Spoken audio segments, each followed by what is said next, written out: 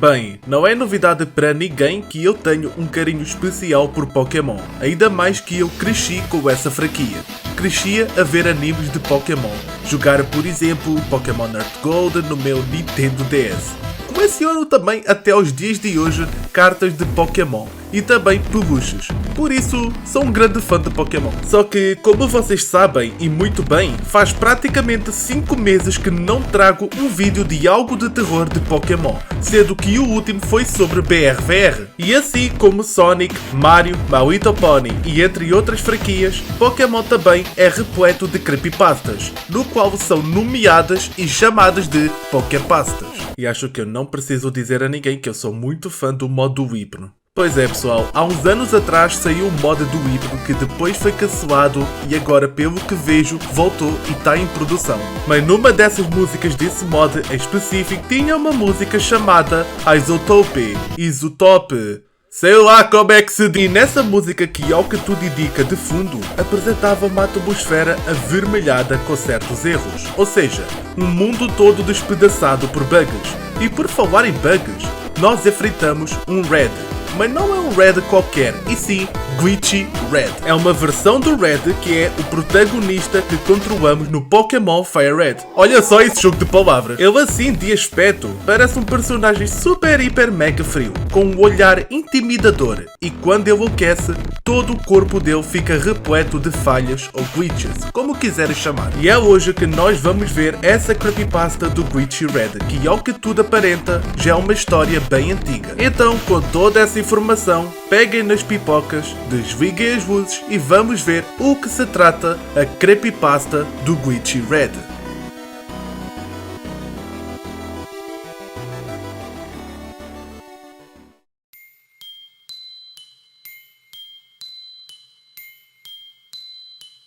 Tudo começa com uma pessoa que foi buscar um cartucho de Pokémon Fire Red à loja do eBay.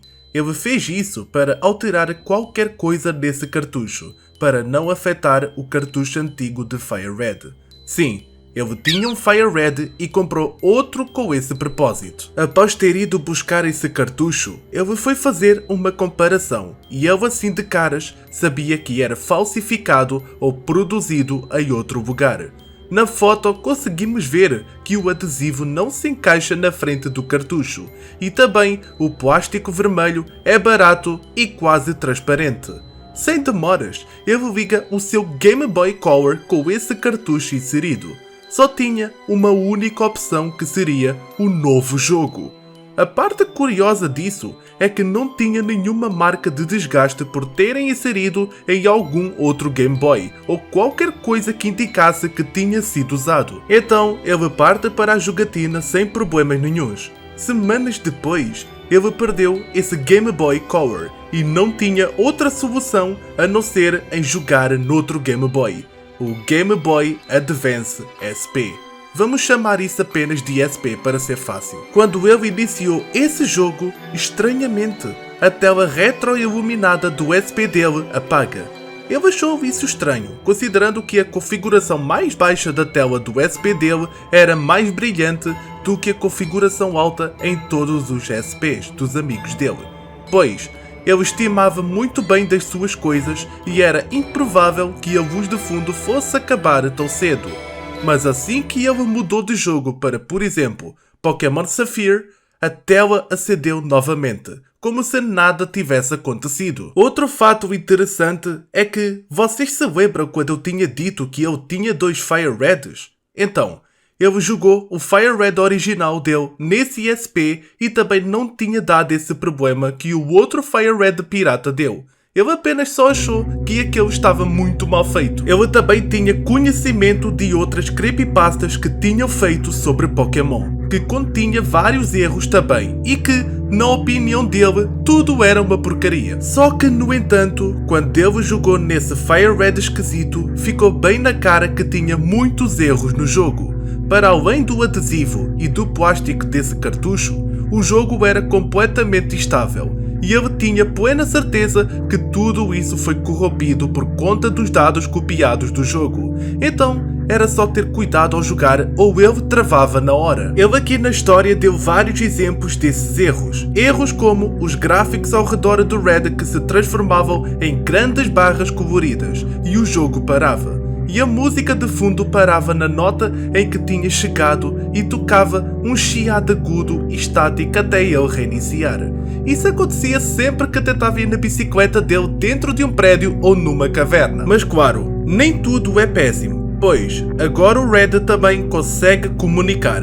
Normalmente estamos sempre habituados a ver o Red a falar apenas com 3 pontos, só que ele aqui sabia comunicar com qualquer interação, e isso é uma coisa boa. Ele tinha várias formas de interagir. Por exemplo, quando ele interagia com Snez do departamento de Celadon, que dizia que o pai iria gostar disso. Só que se repararem numa coisa sobre essa interação que acabei de falar, o jogador interage com a TV e depois volta a interagir com Snez, e agora o texto muda para "Onde está o meu pai?". A pessoa que estava a jogar pensava que fosse uma piada, por exemplo a piada de "o meu pai foi buscar cigarro", ou que foi só uma má tradução. Após isso, ele avança no próximo piso e quando vai checar o Ness, o Red já diz "Quem me criou?". Só que na mente do jogador, ele continuava a pensar de outra forma que está bem na cara que não é isso.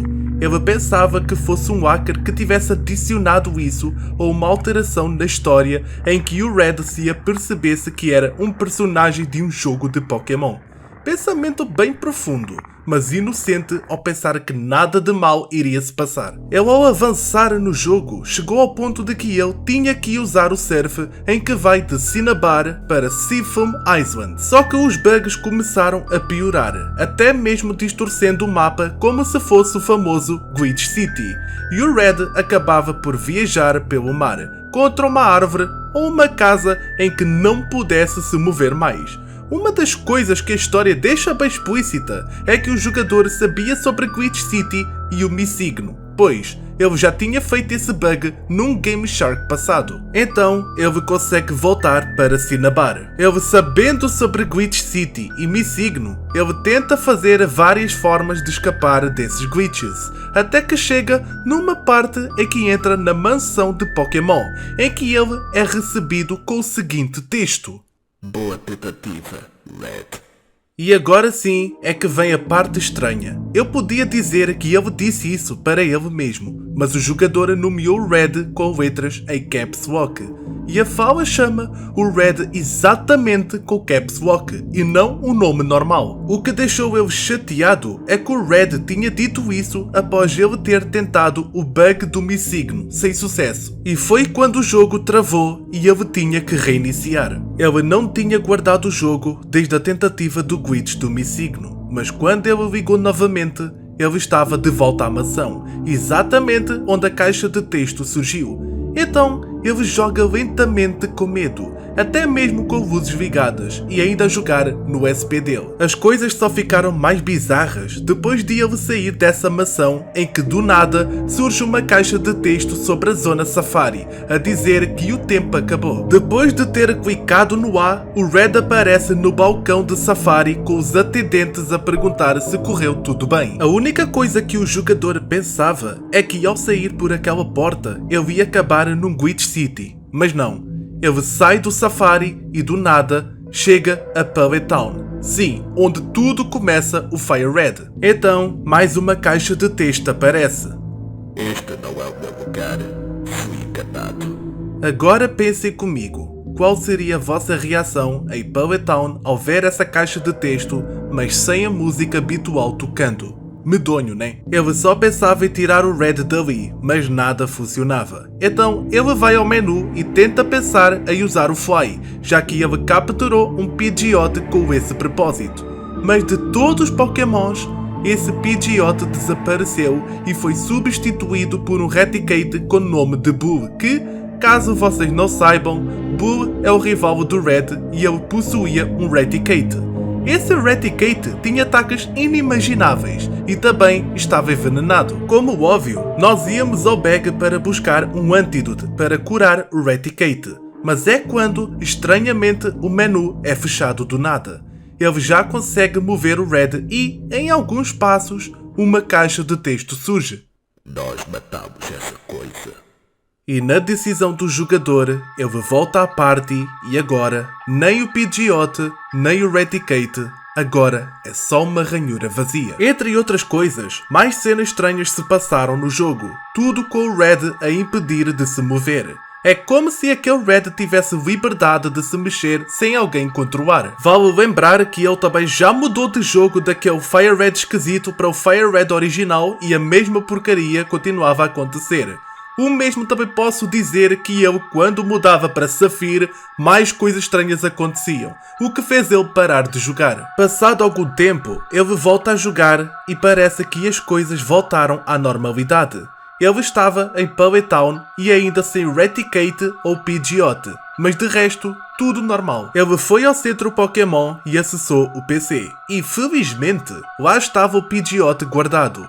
Então, não resta outra solução a não ser seguir a sua aventura. Dessa vez, em busca do Blaine, que é um líder de ginásio. E ao chegar lá, ele tenta entrar no ginásio, mas a porta estava trancada, mesmo depois de todas as tasks feitas. Surge uma caixa de texto com o Red a falar não, um não bem seco. E depois de várias tentativas de entrar e o jogo a recusar, Red responde: Tudo o que me aconteceu, aconteceu porque o mundo deixou acontecer. Eu não me tornei um herói sozinho. Fui manipulado. Eu nunca destranquei aquela porta. A porta foi destrancada porque o jogo me deixou entrar. Tudo o que você faz porque o jogo deixa você. Vou-te mostrar como é não poder escolher o seu próprio destino. Agora sim, a coisa ficou bem mais nítida. Esse Red, nomeado como Glitchy Red, agora tinha todo o controle do sistema do jogo. Antes eram as escolhas do jogador.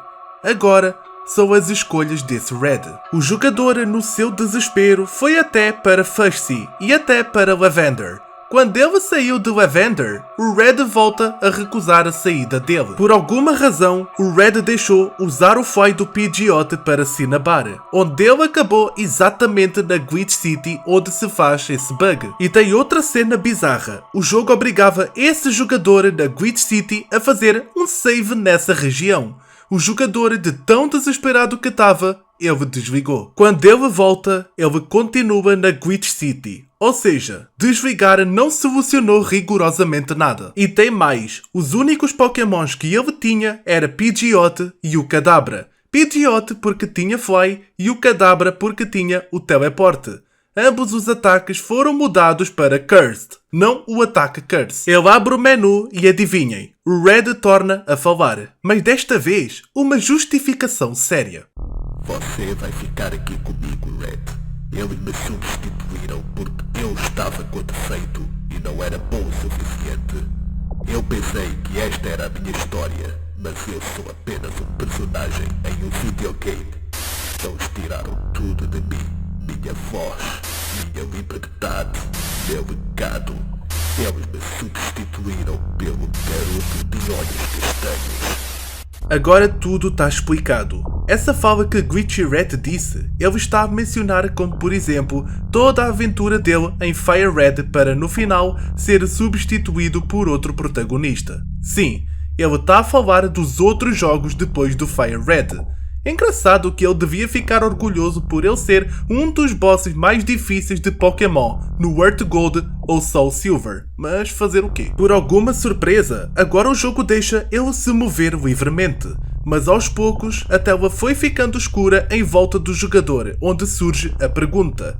A pergunta que Red questiona se ele é uma piada para ele, e depois a opção múltipla de sim ou não. Claramente nem preciso dizer onde ele clicou. No não. A seguinte pergunta que ele faz já fala sobre ele tentar certos bugs no qual o Red sente dor. Então por que você faz essas coisas comigo? Por que você corrompe meu mundo e me mostra glitches que não deveriam existir? Por que você quer me machucar como insigno? Porque eu devo morrer? Só porque sou herói? E é aqui que agora dá para entender sobre o Glitchy Red. O sentimento de ser substituído magoa a própria pessoa. O que nós estamos a ver é simplesmente poética questão de o personagem sentir sentimentos nunca vistos em jogos. Red, que depois foi substituído para Ethan, onde ele se tornou um dos bosses mais fortes do jogo. Só que quando vencemos, ele desaparece misteriosamente. Ou seja, Red, tirando isso, só foi usado como uma espécie de um personagem que surge em momento pontual e desaparece quando não há mais nada com ele. Sobre o jogador, ele após essa fala, ele desliga o jogo e nunca mais joga. Durante os sonhos, ele sonhava com isso e até tinha pesadelos, sempre envolvendo Glitchy Red e todos os acontecimentos daquele jogo. Alguns tempos depois, ele volta ao jogo e ele aproveita para checar a carta de treinador, que é uma carta onde mostra o aspecto, as insígnias e também o dinheiro. Então, ele olha mais de perto e ele consegue ver os pixels vermelhos que formavam uma camisa que parecia ser mais escura de forma estranha, quase como se estivesse sangrando no peito. Não havia insígnias, nem o tempo jogado, nem o ID de treinador, apenas aquele sprite. Quando ele voltou ao menu, o nome do Red tinha sido mudado para Gone, que significa foi-se no cartão de treinador. Ele seleciona e o cartão estava em branco. Vai embora e me esquece. Adeus. O jogo simplesmente reinicia como se tivesses vencido a Liga Pokémon no jogo. E tudo o que restava era o nome Novo Jogo.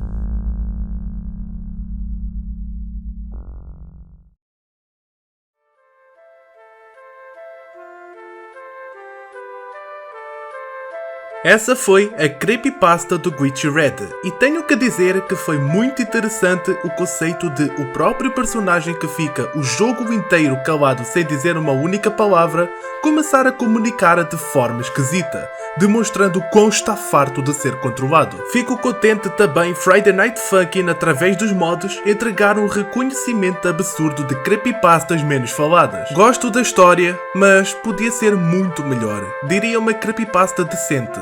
Só que tem que ser melhor trabalhada, porque tem certas partes que quando eu fui ler, o tanto de dizer sobre o conhecimento do jogador que tem em Poképastas e outras coisas de Pokémon, acaba por tirar um pouco o foco da história em si. Claro, eu adoro referências de creepypastas e outras coisas na história, mas nesta história em si achei meio exagerado tanto de referência que tem. Mas de resto, acho que a história está muito boa. A forma como tenta refletir quem lê sobre o sentimento de ser substituído, que já agora ninguém gosta desse sentimento cruel. Outra coisa que eu acho importante de dizer antes de acabar o vídeo é que tem alguns que confundem facilmente o Steven de Strangled Red com o Glitchy Red. Eles são completamente diferentes. O Steven é mais cabeludo e mais psicótico do que Glitchy Red, que só possui glitches e um rosto frio. Até as histórias de ambos são completamente diferentes, nada a ver um com o outro, tirando a parte da representação do Red do Pokémon. De resto é tudo, espero que vocês tenham gostado do vídeo e também muito obrigado até aqui por verem o vídeo e vemo-nos no próximo vídeo. Tchau!